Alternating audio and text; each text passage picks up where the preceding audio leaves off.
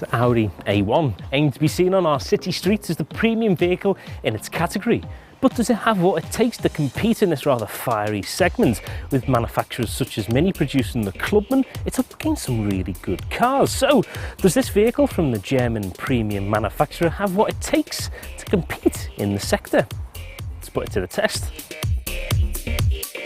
The front end is unmistakably Audi, the grille with the 4 rings and the streamlined bonnet. The German styling continues further on the exterior with the contouring across the body. There's plenty of customization and personalization options that can be added, appealing to its younger market. Now, when it comes to the appeal of this car, it's an Audi, so you can guarantee the build quality, the refinement and the overall pleasure that you gain from being in this cabin. It really is quite a nice place to sit. The comfortable seats allow for longer driving periods and make you want to spend more time in the car.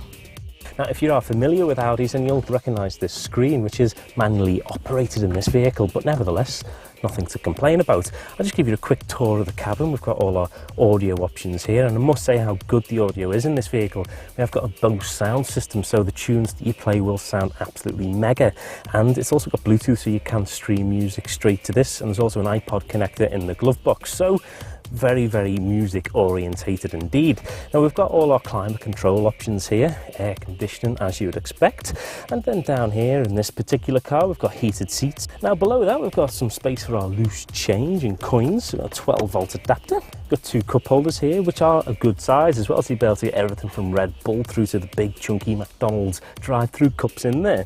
Now, we've got an armrest here, which does get a little bit annoying, if I'm honest, if you're losing the handbrake quite a lot, but it does move out the way, so it's nothing to complain about. And it's also got some storage in there also.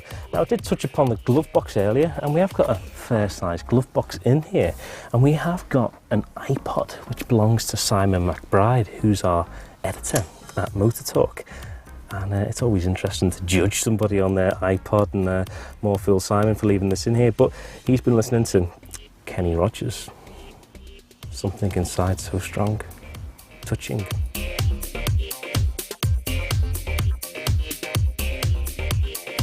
The standard trim is sparse and you'd have to pay more as you would with any Audi. We give the Audi A1 4 stars for appeal.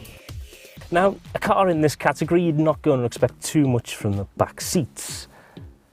So we're not really going to go there. I can tell you that I'd probably be a little bit uncomfortable in the back of there with both head and leg room. But for a couple of kids, for 2 kids, because there is only 2 seats in the back, you should be okay. For small kids, maybe mid-sized kids, kids of maybe 12 to 13, certainly over the age of 13 you may struggle. But Kenny Rogers and mid-sized children aside for one moment, if rear passenger space is of concern for you, then you can opt for the Sportback version, which has an extra couple of doors, so bonus. In the boot there's 270 litres of space, which is more than the Mini Clubman can offer. And the load level? Well, there's no load level, it's pretty much flat, so there's virtually no lip there, so loading those big heavy Waitrose bags shouldn't be a problem whatsoever. There's also a little bit more storage down here. We've got our inflation kit, should you have a flat tyre.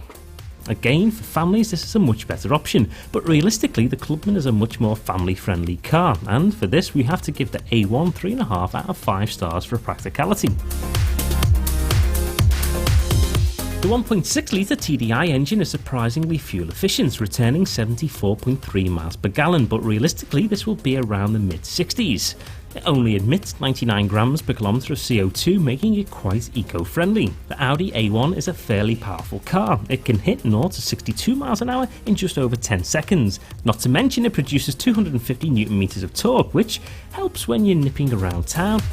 The downside to the A1 is it sounds quite agricultural when revving, and this can be a little bit off-putting. For performance, we give this category 4 stars. Now, around town, the suspension of this car is quite good. It's very little body roll, it's quite accurate, it's quite fun to drive. However, on surfaces that aren't quite as flat,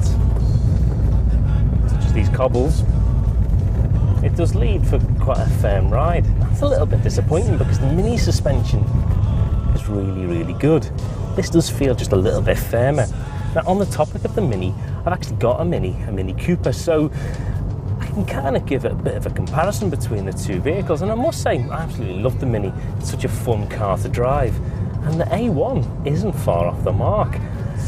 It is an enjoyable drive. You can have a lot of fun. It's very nippy. This particular engine's well powered, and you can have a lot of fun in this car. And it's almost comparable, if not just as good, as my Mini. But then I might be a little bit biased. But I can't be, because this is an independent review. But I am. The Mini is just a little bit better. Just a little bit. Maybe. Actually, this is just as good. As a city car, there shouldn't be too much to worry about, but to get a real feel of how this car drives, it's best to get on the open road. So, 4 out of 5 stars for ride and handling. Starting at £13,790, the Audi A1's price reflects its premium standards. This is increased with all the available added extras, but the running costs of the 1.6 litre engine we tested are reasonably low.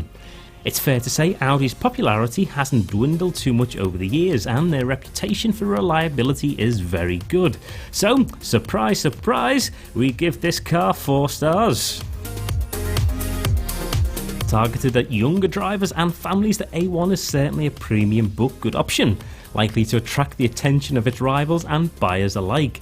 Audi's reputation won't be damaged here. So, overall, you guessed it, we gave this car 4 stars. Make sure to subscribe and follow us on Twitter for all the latest news from Motor Talk. So, until next time, see you soon.